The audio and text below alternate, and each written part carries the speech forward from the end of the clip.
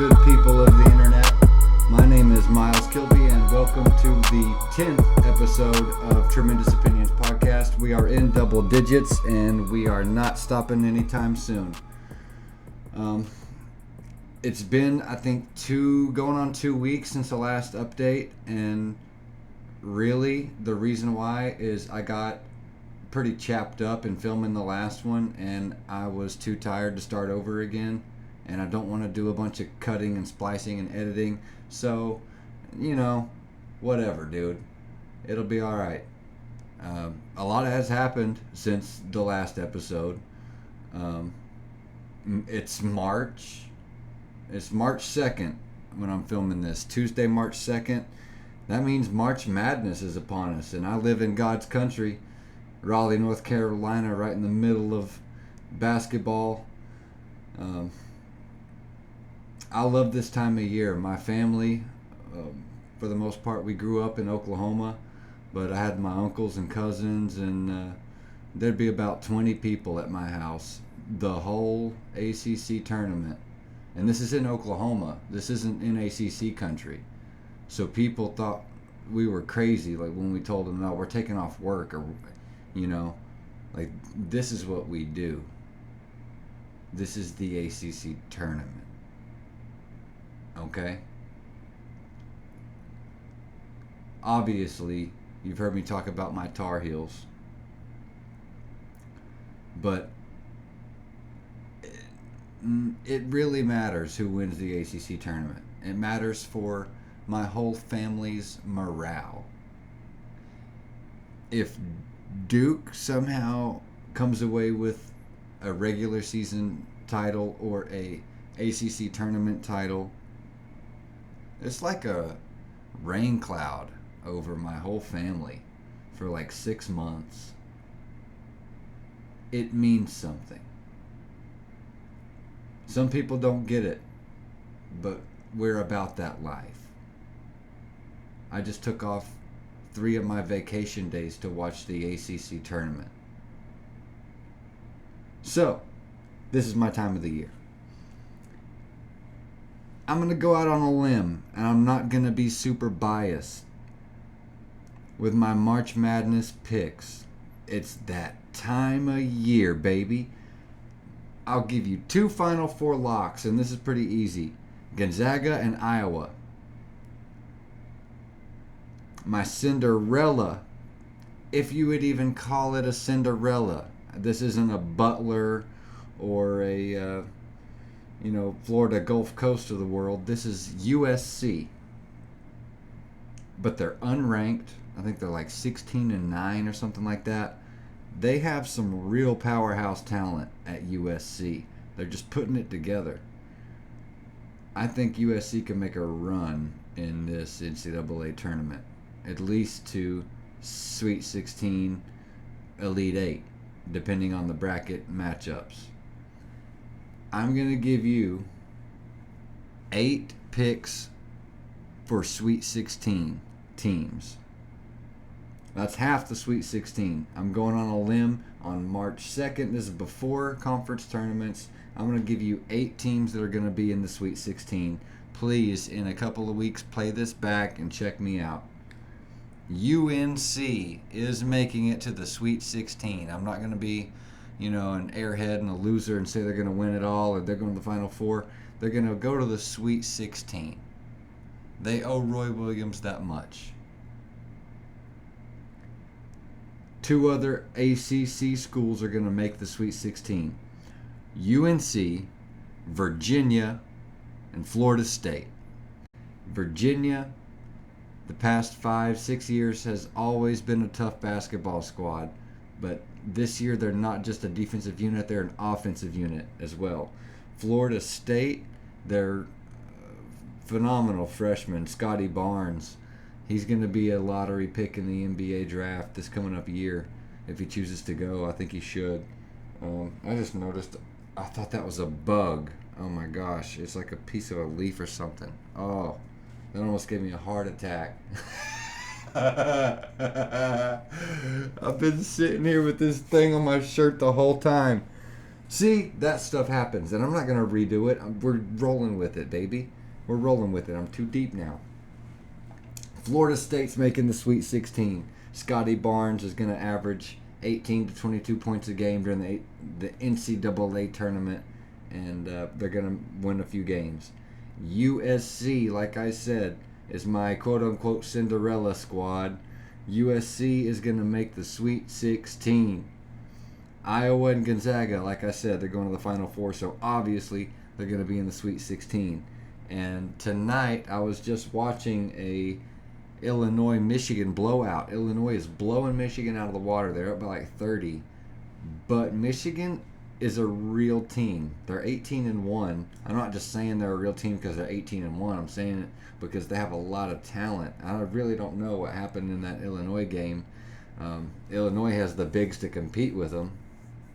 But there's no reason they should be blown out of the water by 30 because Michigan and Juwan Howard, they have a real like a roller coaster effect. They're really going up. They're on the up and up. And Illinois, they always seem to be there every 5-6 years. They'll have a good solid squad, and they have it now. They have the bigs to compete with really anybody. They have a tank down low. So that's half of the Sweet 16 I'm giving you to fill out your brackets. UNC, Virginia, Florida State, USC, Iowa, Gonzaga, Michigan, Illinois. And it really, I guess it does depend on the brackets because, I mean, 3 of these teams could be in the same region and not, be able to make it to the Sweet 16, but this is before Selection Sunday. I think all these teams have the talent to make it to the Sweet 16, and as soon as the brackets are released, I'm going to print a few off and look and see how I stacked up in a prophecy, if you will, on what's going to happen. But really, the episode today, I wanted to talk about video games. It's March, so it's only right that I started off with some March Madness talk, but last episode, I wanted to touch on video games, and I was having problems recording last episode. I grew up in the 90s. I still remember how I got my first console. My dad was a pastor and the youth pastor at the time, a guy named Big O. Great man. He was upgrading his own personal console at his house. I think that's when the Nintendo 64 came out. He had a Sega, and he offered my dad to give me his old console, his Sega console, with a few games, and I was, jumping over the moon about it. I remember still the car ride home with the Sega in the car and plugging it up to a TV that we had on the floor, and it was like one of those rooms in your house that no one goes in. It's like a dining room that you don't go in unless it's like Thanksgiving or something like that. I had a little TV on the floor by myself. Usually I left the lights off and I was just in a dark room by myself. It sounds so bad and sad. In a dark room by myself as a kid, but I loved it. I loved playing Sonic the Hedgehog, and there's a little like a Western saloon shooting game. That Sega, it had my attention even as a young kid, like in kindergarten. Shortly after, probably second, third grade, I upgraded to the Nintendo 64, and I had Madden 99. I had a few good games. I had Mike Tyson, NBA Jam. There was a certain NBA game with Antoine Walker on the front cover of it. Can't remember what that one was called. But me and my cousins, we would sit there and play. I always played against my little brother before he knew what was going on, and I would always win. So that he probably has like psyche issues about always losing. But my dad did it to me. I remember like when I had Madden 99, I was probably first grade, and my dad would pick like the best team and give me the worst team in the league, and he'd run it up on me. And I remember crying, just, and my dad loved it. He'd just giggle at me, but you know, the tables are definitely turned now. We still play video games together. That's so cool after 20 years. My dad is a Fortnite addict. I don't know how it happened, but he bought his own Xbox a couple of years ago. It's probably 3 years ago now. It's when they lived in Georgia, so it was 3 years ago. So he's been playing Fortnite, if not every day, um, at least 5 times a week for the past 3 years. He'll sit down and play Fortnite. Um, but back in the day, man, we filtered through every console. I remember playing like the Pokemon video games on N64, where you ride around and take pictures of the Pokemon when Pokemon just came out. Um, it's beautiful, nostalgic memories of video games, man. Especially if you sat down and played them on a regular basis with people. Like my cousin Paxton, he was my best friend growing up. We were inseparable, and especially when we got our license, he would come out to our house, or I would go to his, and we would play. Well, if I'm skipping ahead, let's go from Sega to N64. Let me think. We had Game Boys. Game Boys and the Pokemon games came out, and me and my little brother played those. Um, those were fun. I believe the next console that I had was a GameCube, and it was the NBA Live. That's before 2K really took off. NBA Live was a big deal. Um, NBA Live 2005, I think, is when they introduced the dunk contest in a video game. And I believe one of those is the first one that they had Michael Jordan on there, where it was not NBA Jam, but a real NBA game that had Michael Jordan, and you had to pick the 90s All Stars, 90s East All Stars, I think it was, to have Michael Jordan on your team, and we'd sit there and play All Star games back and forth with those guys from the 90s and early 2000s era, the Tracy McGrady's and Yao Ming against like Shaq, and it was a fun game. The GameCube, we had, I think James Bond 007 was one of the bigger games on GameCube. That was fun to play, and there was a Matrix video game that was fun to play. I probably spent hours on both of those. Um, After the GameCube, it was the original Xbox, the heavy, fat black Xbox that sounded like a car starting when you turned it on. Um, my favorite video game on that, and my cousin Paxton would agree, I believe, NCAA basketball, NCAA March Madness '06. That's 15 years ago. It had Raymond Felton and Roy Williams cutting down the net on the front cover. That's not why I liked it. I liked it because of the gameplay, the user interface, and the Dynasty mode, the recruiting in Dynasty mode. I had down to a science. I could close my eyes and simulate through the recruiting process and have a 5-star recruiting class at the end. And it would not take me long.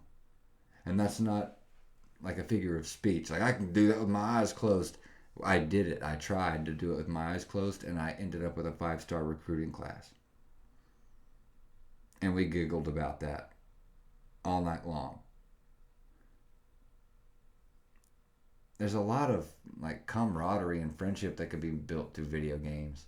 Like, even if video games weren't a thing, I would love, and we'd had a great time with me and my cousin Paxton. But dude, video games, they brought out something different in us. It was like we were like Snoop Dogg. We created verbiage.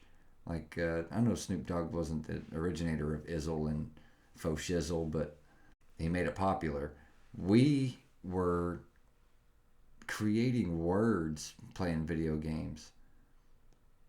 I remember on the original Xbox, we were playing Fight Night Round 4, I think it was, or Fight Night Round 3.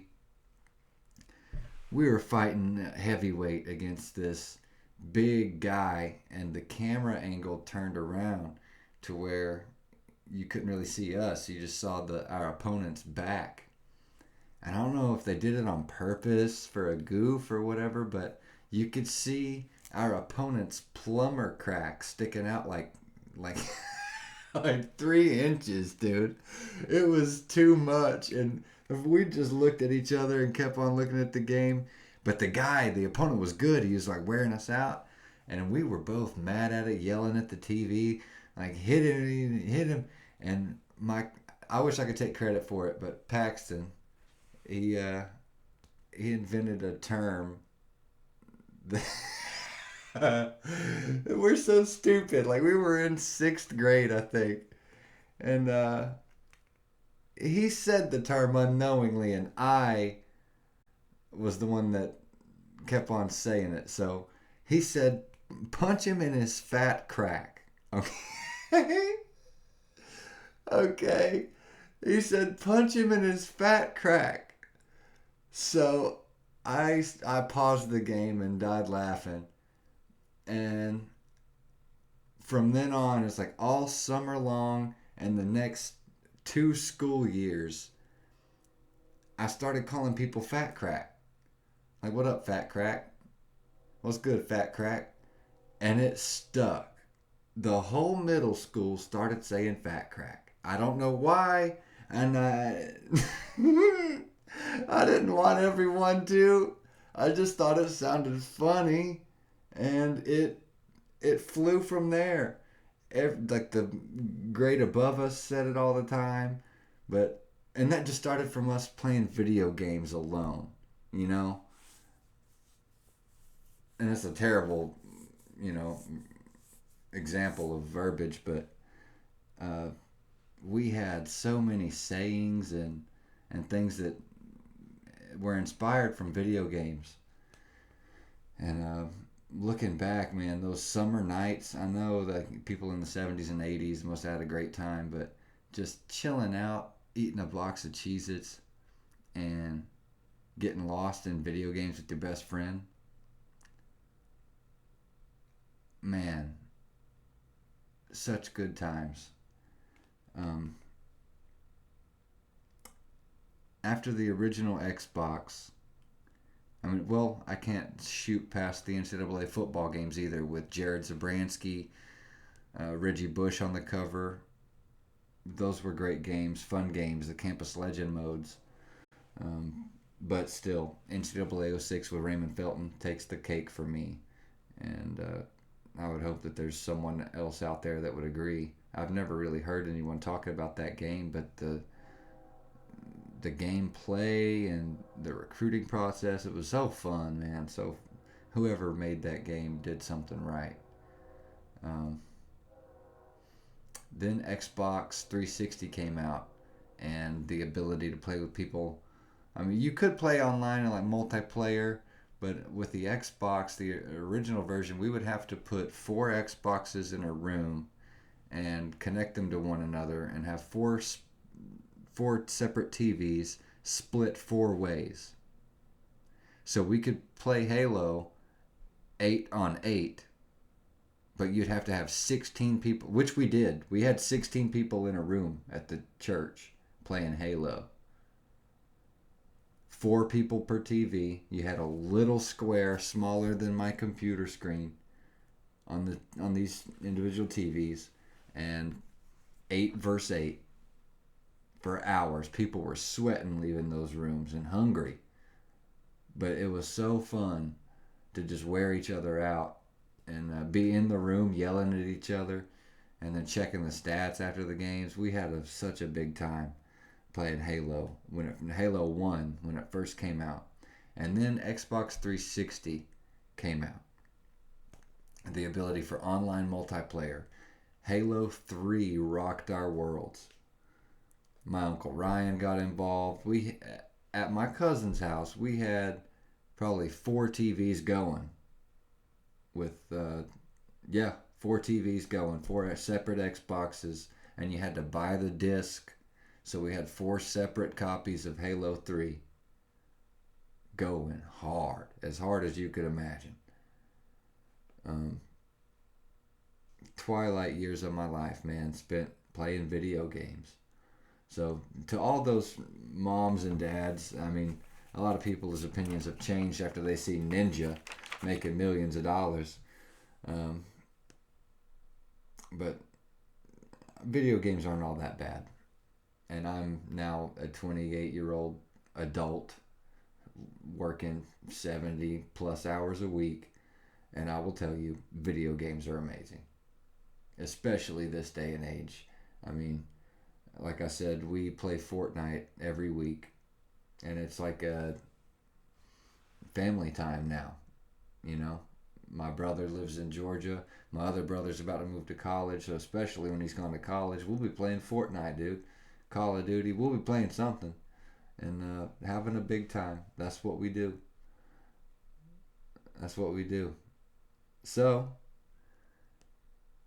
in light of the title of the episode, Xbox Legend, I'm here to validate my case.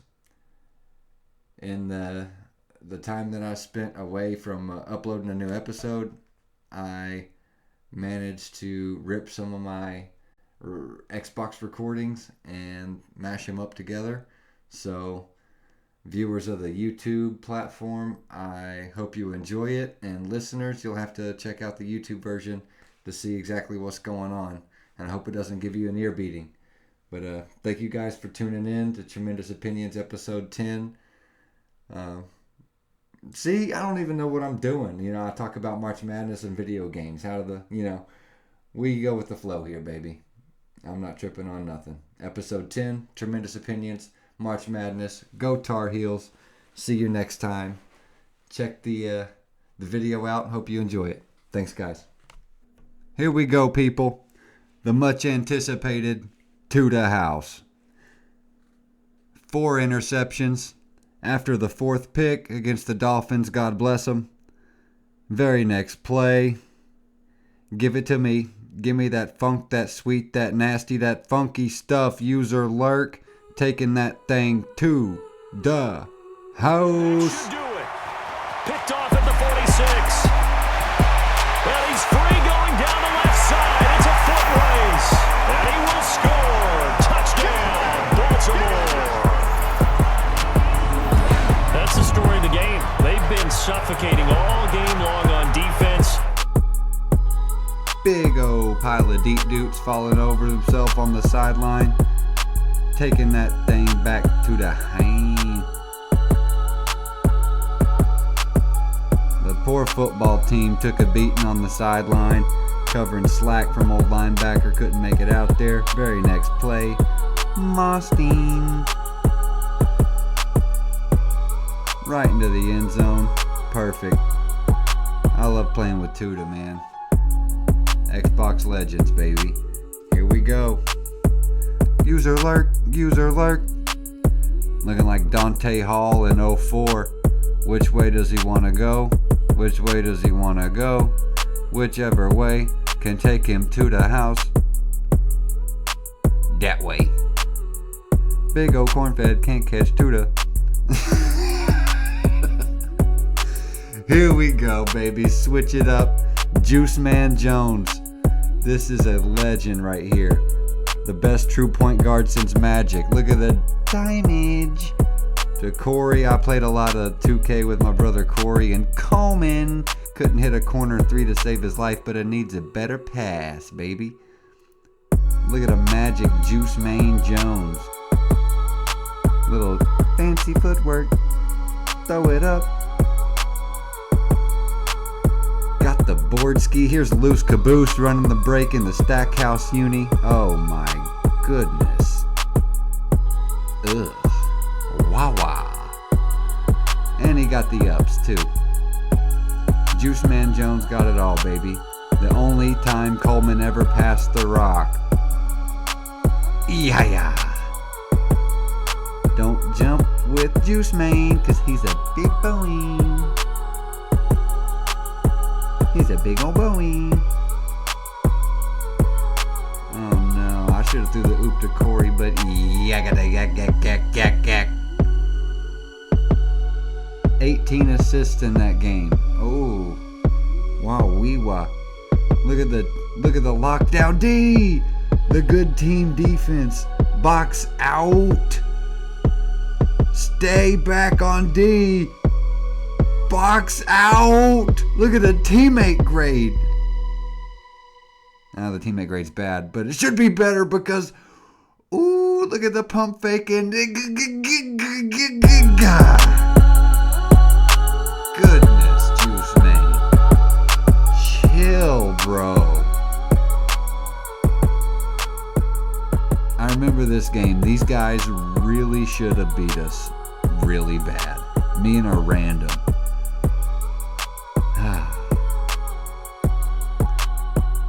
They thought they could take it easy on the Juice Man, but they didn't know that I was cold-blooded.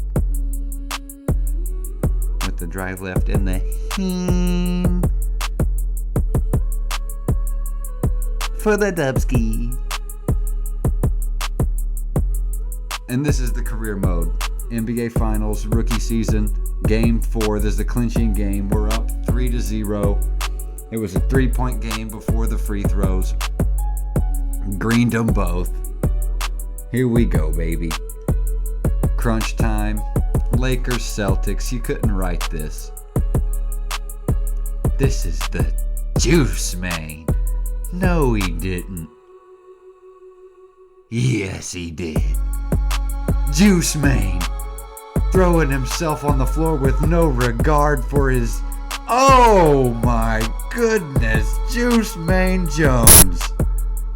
And this is what I've been waiting to narrate. This is the fam. This is how we spend our free time. This is my two brothers and my dad, Mr. 10 Spot, aka Wolf P. And we go hard.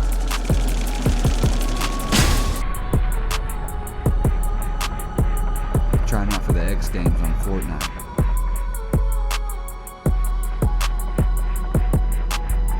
These clips, man.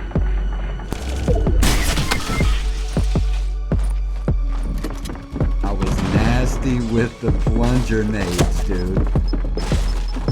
Oh man, I'll leave you one to go. This one is just... I don't know what to say. Right in Buddy's little house. And he's a streamer. This one's self-explanatory. I'll shut up on this one.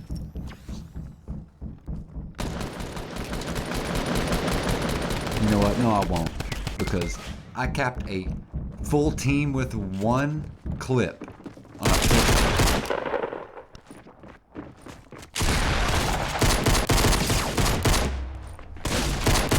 and reload. Maybe right in the window. Another streamer. And this always happens to me. Always happens to me. I'll win a fight. And I'll find a way to slip on a banana peel and fall right off a cliff.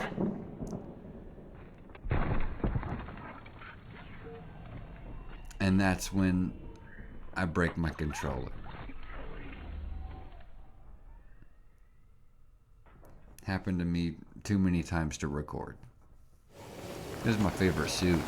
Hot dog suit. Buddy beats me to the box. I deep dude him. Parkour it off the side. Buddy's lost in the sauce. I'm quick with it. And the whole bag of eat that, bro. The force is with me on this one. The force is super strong. Laying Buddy out like that. Like that. Wow, wow. And here's a couple snippies for you. I'm not the nastiest with the snips, but you know, I do what I can. This is my best one. Yeah, right here. I hit one. Wow, wow.